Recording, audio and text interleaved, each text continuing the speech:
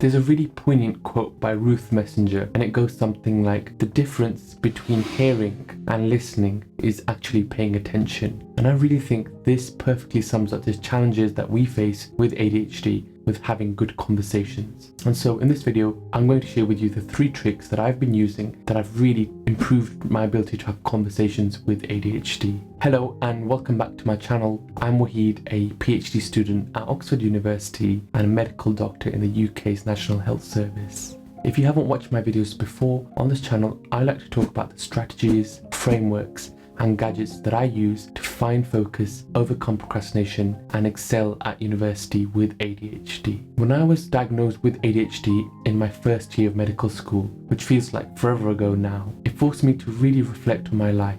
All the puzzles started to slowly line up, and for once everything started to make sense. Suddenly years of oversharing, talking too fast to get all my points across, constantly interrupting others, and not knowing when to stop talking in a conversation, or the opposite, spacing out constantly, and just generally being uninhibited and saying whatever entered my mind straight away, or risk forgetting it. This all really started to make sense to me. If you have ADHD or have a friend that does, then you're probably all too familiar with this. We know ADHD is characterized by symptoms of inattention, hyperactivity, and issues with self-control, which tend to manifest as impulsivity. But I've also shared on this channel how ADHD leads to deficits in executive functioning, which tend to cause poor working memory, emotional instability, and time blindness, amongst other things. I'll make a more comprehensive video specifically on the impact of ADHD on executive functioning soon. But all of these idiosyncrasies that we're born with can really lead us to struggle with sustaining attention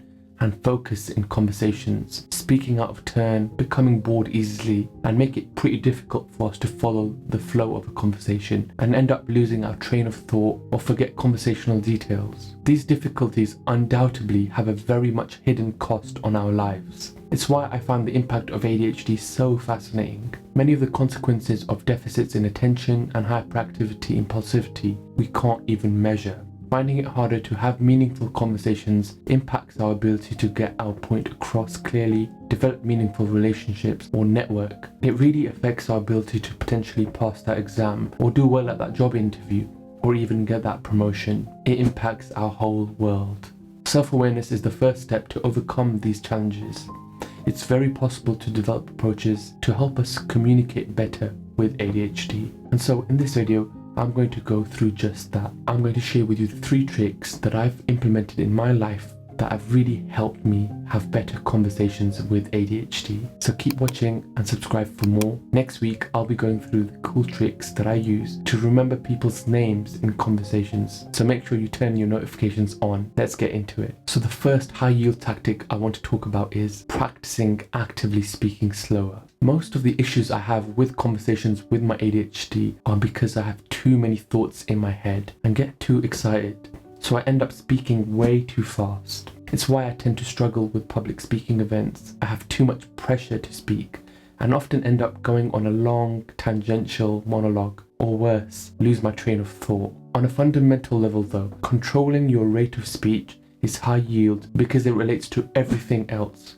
It's one of the serial culprits in forgetting your points, interrupting others, and not saying the things you really want to say. Most people speak at around 140 to 160 words per minute. Now, there's several studies of varying strengths that really show people with ADHD often have speech problems. And how this manifests is that we can sometimes speak a lot faster than those without ADHD. And this can often be easily above 160 words per minute.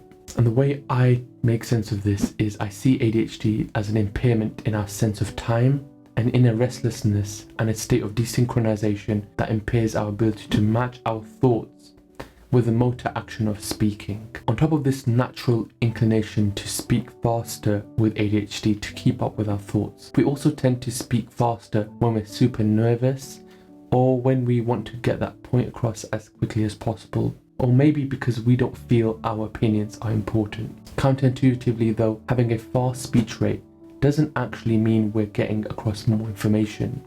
It just means we're speaking in the passive voice and using more superfluous words and not conveying information as well as if we were speaking slower. Appreciating this has really been groundbreaking to help me speak slower with ADHD. There's largely 3 things I do regularly that have really helped me get into the habit of speaking slower with ADHD. The first is trying to match the speed of my speech with the person I'm speaking with. And this is something I learned from reading about NLP, or neuro-linguistic programming.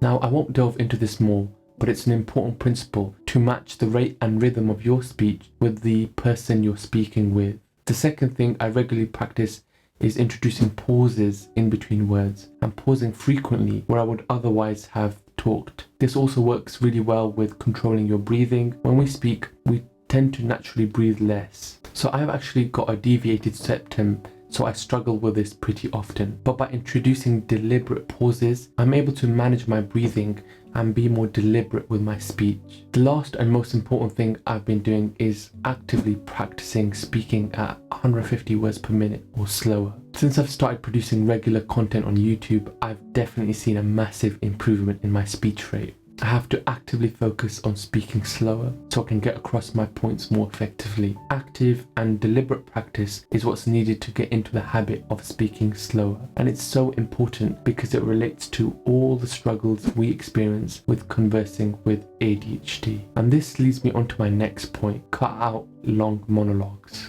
With ADHD, we can discharge excessive energy through long monologues. And this tends to happen in people who have a pretty high level of verbal fluency and are really excited about a topic.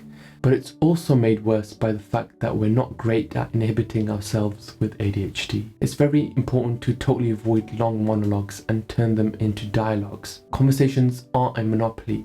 They should never be one-sided. We all know this, but can sometimes fall prey to this. There's 3 rules you can follow to instantly stop yourself sidetracking. The first is to get okay with long pauses. The second is to stay out of the weeds. And the third is to manage your excessive energy discharge. Now, with long pauses, it's so easy to feel uneasy or even anxious about them. And these can force us to continue on talking or go on a tangent just to fill in awkward pauses. Making friends with pauses is important because they're a natural part of any conversation and they give us time to process what's been said and regroup our thoughts. They shouldn't be reasons for us to keep talking or to totally hijack the conversation. If you're anything like me, I'm very detail driven and can often get stuck in the weeds. I have to state specifics, and this can really play into my tendency for long monologues. I'll end up spending so much time explaining the most specific details that no one actually cares about. A great way that I've actually improved on this is by trying to layer the details on, only if the person is interested. I try to avoid the extensive details at the beginning and just go for loose details.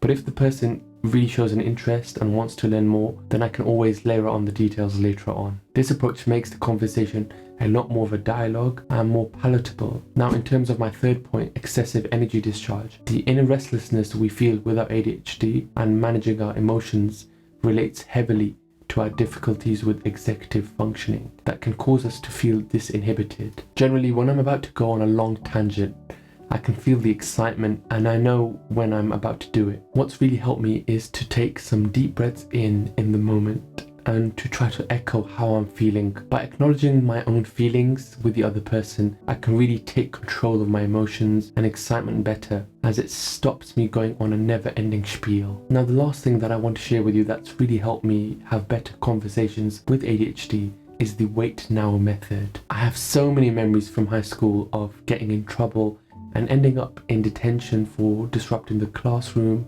interrupting my classmates, as well as my teachers. At the time, I didn't even see this as a problem, and I probably owe so many of my high school teachers an apology for this. But once I was diagnosed with ADHD at medical school, it suddenly made a lot more sense to me. The natural inclination we have towards disinhibition can lead us to speak out of turn or interrupt others. Now, practicing speaking slower and cutting out long monologues are great principles to follow to become a better communicator with ADHD. But none of this matters if you're constantly interrupting others and not letting them finish their sentences. Now, I still struggle with this, especially when I'm excited or nervous, but one of the concrete devices that I've been using to help me stop interrupting others is the wait now method. Now, the wait now method is essentially a system that involves asking yourself the question, actively asking yourself the question, why am I talking now? It's all about understanding whether it's the right time for you to interject or whether you should wait. Now, just because there's a pause in the conversation, it doesn't really mean that the other person is done speaking. They may be trying to finish off what they're saying. There's a famous quote by Ali ibn Abi Talib who states, "Remain silent until you are requested to speak, for that is better than speaking until you are requested to become silent." And the wait now method is all about being deliberate with your speech and not interrupting others or going on a long monologue, but being very concise with your words. There's other strategies based off the wait now method, including the 10-second rule, which is essentially not speaking for the first 10 seconds after someone is done speaking. Now, whichever device you use, it's a great habit to get into to wait a little bit before you speak to make sure you're not interrupting others. Interrupting others frequently is one of the core DSM-5 criteria for a diagnosis of ADHD. So this is a habit that's pretty hard to get around, and there's going to be times where all your strategies will go out of the window. But by constantly practicing this, I found that I've gotten a lot better at interrupting people less. It's also had the added effect of allowing me to listen better to others and to remember details from the conversation and to give shorter and less drawn out responses. The inner restlessness and the desynchronization that we feel with ADHD and the difficulties with matching our thoughts to our speech can make it pretty difficult for us to stay engaged in a conversation, remember important details, and to get our points across concisely. But just because we're not starting at the same point as everyone else doesn't mean we can't find strategies to adapt for our ADHD and become better communicators. I hope in this video you've been able to see some of the challenges we can face with communicating effectively with ADHD, and hopefully you've taken away some strategies to help you in the future. If you enjoyed this video, then check out this video next, where I talk about some strategies to have better telephone calls with ADHD. Thanks for watching, and I'll see you next week.